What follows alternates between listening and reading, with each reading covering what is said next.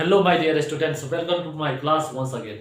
आज का क्लास उन विद्यार्थियों के लिए बहुत ही इंपॉर्टेंट है जो जिन्होंने हाल ही में क्लास 10th का एग्जामिनेशन दिया है और वो अपने रिजल्ट के लिए वेट कर रहे हैं। रिजल्ट के बाद वो 11th में एडमिशन कराएंगे या वो इंटरमीडिएट में एडमिशन कराएंगे, साइंस लेंगे, कॉमर्स लेंगे, आर्ट्स लेंगे। और वो सारे विद्यार्थी जो इंग्लिश 100 मार्क्स का रखेंगे एक सब्जेक्ट के रूप में, तो इस उनके लिए जो है ना, ये आज का क्लास बहुत ही इंपॉर्टेंट है। सारा कंफ्यूजन आज के क्लास में क्लियर कर देंगे। बिहार बोर्ड के विद्यार्थी, जो बिहार बोर्ड के विद्यार्थी इंग्लिश लेने में बहुत डरते हैं, अगर इंग्लिश लेते हैं तो बहुत ही कंफ्यूजन होता है और डरते भी हैं। तो इसीलिए क्लास को स्किप एकदम नहीं करना है, क्योंकि क्लास के अंत में वीडियो के अंत में मैं एक सस्पेंस क्लियर करने वाला हूं। तो इसको एकदम स्किप नहीं करना है, क्लास को स्किप नहीं करना है। और वो सारे विद्यार्थी क्लास जिन्होंने 10th का एग्जामिनेशन दे दिया है और जो वेट कर रहे हैं अपना रिजल्ट का, उनका रिजल्ट मार्च में आएगा तो वो 11th में एडमिशन कराएंगे या इंटरमीडिएट में एडमिशन कराएंगे, साइंस कॉमर्स आर्ट्स लेंगे और इंग्लिश रखेंगे। तो इंग्लिश उन सभी विद्यार्थियों के लिए उनके मन में कंफ्यूजन रहता है कि इंग्लिश में क्या पढ़े क्या ना पढ़े, इंग्लिश का कौन सा किताब होता है, कौन सा बुक लेना पड़ेगा या कौन सी बुक उनको खरीदनी है, परचेज करनी है, उनके बारे में आज मैं बता देता हूँ। और वो सिलेबस भी एक तरह से, ये सिलेबस भी है, इसको बड़ी ध्यान से देखना है, ये सिलेबस भी है। तो उन सभी विद्यार्थियों को जो रिजल्ट का वेट कर रहे हैं, जिनका रिजल्ट, इन लोगों का रिजल्ट मार्च में आने वाला है, तो उसके बाद एडमिशन लेंगे 11th में और इंटरमीडिएट में एडमिशन लेंगे। तो वो इंग्लिश में उनको क्या पढ़ना है, इंग्लिश में क्या पढ़ेंगे क्या, तो इंग्लिश में कौन सा बुक लेना है उस पर ध्यान देना है। सबसे पहले आएंगे कि इंग्लिश में कौन से किताबें लेंगे 11th के स्टूडेंट्स या इंटरमीडिएट फर्स्ट ईयर के स्टूडेंट्स इंग्लिश में। तो इंग्लिश में 2 बुक खरीदने हैं उनको। पहला बुक का नाम है रेनबो पार्ट 1, यानी रेनबो पार्ट 1 लेना है। सेकेंड बुक है स्टोरी ऑफ इंग्लिश। कौन सा, कितने बुक लेने हैं, कितने बुक, 2 बुक लेने हैं, 2 बुक्स लेने हैं। पहला है रेनबो पार्ट 1 और दूसरा है story of English. Story of English में जो है वो 11th और 12th दोनों के लिए होगा। केवल स्टोरी ऑफ इंग्लिश 11th में भी चलेगा और 12th में भी चलेगा। 11th में कुल 5 चैप्टर पढ़ने हैं। तो कौन से बुक लेने हैं ये तो क्लियर है, रेनबो पार्ट 1 और story of English, right. Rainbow part 1 और स्टोरी ऑफ इंग्लिश, ठीक। और ग्रामर में कौन सा टॉपिक पढ़ना है उसको मैंने यहाँ लिख दिया हुआ है, मैं इसको पढ़ के एक बार सुना दूंगा, है ना। तो बुक लेने हैं रेनबो पार्ट 1 और स्टोरी ऑफ इंग्लिश उन विद्यार्थियों के लिए जो 100 मार्क्स का इंग्लिश रखेंगे, राइट। तो एग्जामिनेशन पैटर्न किस प्रकार का रहता है, एग्जामिनेशन पैटर्न इस प्रकार का रहता है कि 50 मार्क्स का ऑब्जेक्टिव होता है, यानी 50 मार्क्स का क्या होता है, ऑब्जेक्टिव होता है, और 50 मार्क्स का डिस्क्रिप्टिव होता है, यानी ये ऑब्जेक्टिव होता है 50 नंबर का और 50 नंबर का डिस्क्रिप्टिव होता है। अब ध्यान देंगे इसमें बुक से कितना % क्वेश्चन रहेगा और ग्रामर से कितना रहेगा। तो बुक से, टेक्स्ट बुक से, यानी कि रेनबो पार्ट 1 और स्टोरी ऑफ इंग्लिश से मिलाकर 40% रहेगा, 40% आएगा, यानी इससे आ जाएगा 40%, राइट। और ग्रामर से कितना आ जाएगा, ग्रामर से 60% आता है क्वेश्चन, इसको ध्यान में रखना है। इससे 40%, बुक से 40% और ग्रामर से 60% आता है, इसको ध्यान में रखना है। अब ध्यान देंगे कि ग्रामर में कौन कौन सा टॉपिक पढ़ना है, उसको एकदम ध्यान से देख लेंगे। और क्लास शुरू करने से पहले मैं चाहूंगा कि इसका स्क्रीनशॉट विद्यार्थी ले ले, स्टूडेंट्स इसका स्क्रीनशॉट भी ले सकते हैं, इसका स्क्रीनशॉट ले सकते हैं। शुरू करने से पहले इसका स्क्रीनशॉट ले ले। तो क्या था कि ग्रामर में क्या आएगा, ग्रामर में कौन कौन से टॉपिक होते हैं। ग्रामर में टॉपिक है, पहला वॉइस है, वॉइस पढ़ना है। नंबर 2 ट्रांसफॉर्मेशन है, राइट। नंबर 3 सेंटेंसेस है।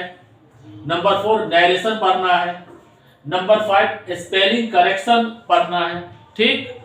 फिर आर्टिकल्स पढ़ना है, फिर प्रीपोजिशन पढ़ना है, फिर एडजेक्टिव्स भी पढ़ना है, फिर मोडाल्स पढ़ना है, टाइम एंड टेंस पढ़ना है, और सब्जेक्ट वर्ब एग्रीमेंट भी पढ़ना है, ये नहीं लिखे हैं, सब्जेक्ट वर्ब एग्रीमेंट,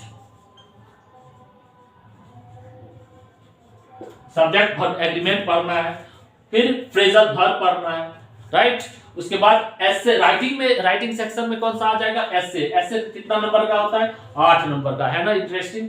एसे होता है 8 नंबर का। उसके बाद क्या करना है, कॉम्प्रिहेंशन। कॉम्प्रिहेंशन में तो कॉम्प्रिहेंशन 4 मार्क्स का होता है, 4 मार्क्स का। ऐसे 8 मार्क्स का होता है और कॉम्प्रिहेंशन 4 मार्क्स का होता है। तो कॉम्प्रिहेंशन में तो 4 में 4 आते हैं। ऐसे ऐसे में ऐसे भी ज्यादा डिफिकल्ट होता नहीं है, बहुत इजी होता है। तो ऐसे 8 नंबर का होता है। और कॉम्प्रिहेंशन के अथवा में और में, या तो कॉम्प्रिहेंशन का जवाब देंगे स्टूडेंट्स, या तो प्रेसिस राइटिंग का देंगे। तो प्रेसिस राइटिंग कितना मार्क्स का होता है, ये भी 4 नंबर का होता है, ध्यान में देना रखना है।